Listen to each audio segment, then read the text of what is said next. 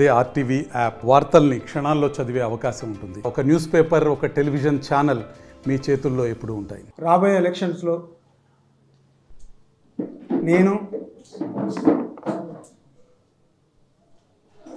And మా కుటుంబ సభ్యులు, భూమా కుటుంబ సభ్యులు అందరూ కూడా రేపు రాబోయే ఎలక్షన్స్లో ఎలా వెళ్ళాలి అనే దాని మీద ఒక డిసిషన్ తీసుకోవడానికి, ముఖ్యంగా ఈరోజు చాలామందికి క్యాడర్కి కానీ భూమా క్యాడర్కి అదేవిధంగా ఆళ్ళగడ్డ ప్రజలకి అందరికీ ఒక కన్ఫ్యూజన్ ఉంది. ఎలా మనం ఈ ఎలక్షన్స్లో పోవాలి అనేది అర్థం కాక చాలామంది కన్ఫ్యూజ్ అవుతున్నారు. దానికి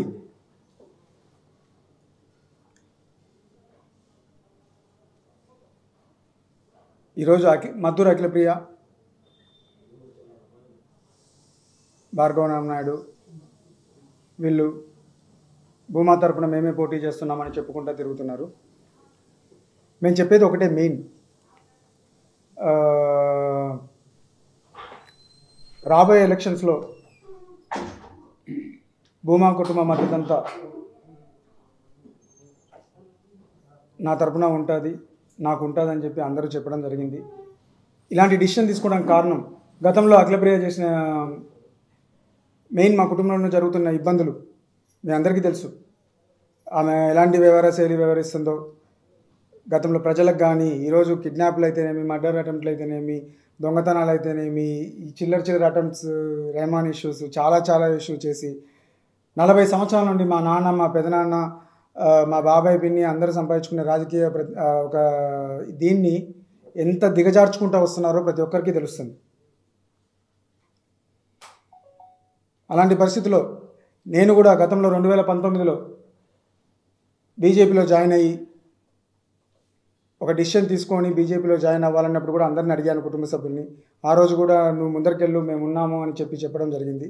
సో అందరితో పాటు ఈరోజు నేను రావడము, తర్వాత బీజేపీలో కంటిన్యూ అవ్వడము, బలోపేతం చేసుకుంటూ ప్రజల్లో ఈరోజు తిరుగుతూ రేపు రాబోయే ఎలక్షన్స్లో కూడా కంటెస్ట్ చేయాలని డిసిషన్ తీసుకున్న తర్వాత అందరి మద్దతు ఇవ్వడం జరిగింది. ఏం చేస్తుంది, ఈమె వల్ల ఎంత ఇబ్బంది పడుతున్నారు అనేది.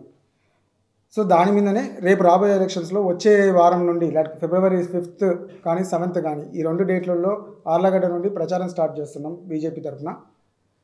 గ్రౌండ్లో బీజేపీ పరిస్థితి లేదంటున్నారు మీరు ఒక పక్క. ఈరోజు మీరు చూస్తున్నారు, ఈ స్టేట్లో ఎక్కడ ఉన్నా కూడా, ఎక్కడ లేకపోయినా కూడా ఒక 2 కౌన్సిలర్లు, ఒక ఎంపీటీసీ బీజేపీ పార్టీ ఇక్కడ గెలిచింది. 6 మంది సర్పంచులు ఉన్నారు బీజేపీ పార్టీ తరఫున.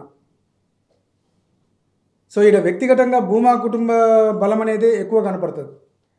ఆమెని ఇప్పుడు గ్రూప్ అనేది, భూమా క్యాడర్ అనేది ఖచ్చితంగా డెఫినెట్గా నాకు సపోర్ట్ చేస్తారు ప్రతి ఒక్కరు కూడా, దాంట్లో ఎటువంటి డౌట్ లేదు. అండ్ ఆమె సపోర్ట్ చేస్తుందా లేదా అనేది ఆమె నిర్ణయం, వాళ్ళ పార్టీ టీడీపీ పార్టీ నిర్ణయం. అది డెఫినెట్గా ఆమెకైతే మేము సహకరించబోయేది లేదు, అందులో అయితే డౌట్ లేదు. ఎందుకంటే ఆమెకు పొత్తులో భాగంగా టికెట్ వచ్చే పరిస్థితి కూడా లేదనేది ఆమెకి తెలుసు, అందరికీ తెలుసు. చంద్రబాబు నాయుడు గారు వచ్చారు, కనీసం ఆళ్ళగడ్డ గురించి ఏం మాట్లాడలేదు కదా, ఆళ్ళగడ్డలో జరిగే అభివృద్ధి గురించి మాట్లాడలేదు, కనీసం ఆమె పేరు కూడా ఎక్కడే కానీ ప్రస్తావించలేదు మీటింగ్లో. అది మీరు కూడా గమనించిండొచ్చు నాకు తెలిసి. ఆమె ఎంత అబద్ధాలంటే ఆమె ఎంత దిగజారిపోతుందో తెలుసా ఒక దాన్ని అడ్వాంటేజ్ తీసుకోవడానికి.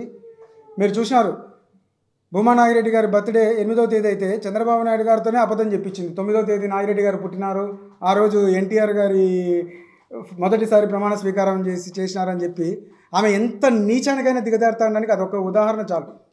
ఆమెను అవసరం కోసము ఆ రోజు కలుపుకోవడం కోసం ఎంత నీచం అంటే సొంత తండ్రి పుట్టినరోజు కూడా మార్చి చెప్పి ఆయనతోనే అబద్ధం చెప్పించింది.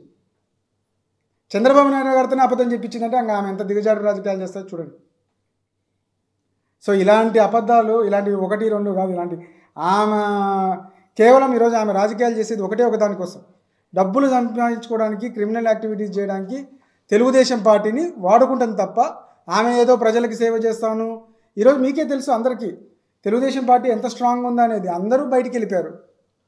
గతంలో వీళ్ళందరూ కూడా తెలుగుదేశం పార్టీకి చేసిన వాళ్ళే కదా, మేమందరం కూడా తెలుగుదేశం పార్టీకి చేసిన వాళ్ళమే. ఈరోజు ఎందుకు అంత డౌన్ అవుతుందంటే సొంత ఇంట్లోనే చేయలేని పరిస్థితి ఆమెకు వచ్చింది. ఈరోజు ఇంకా ముందు ఇంట గెలిచి రచ్చగలవమంటారు ఎక్కడైనా కానీ, ముందు ఇంట గెలిచే పరిస్థితి ఆమెకు లేదు.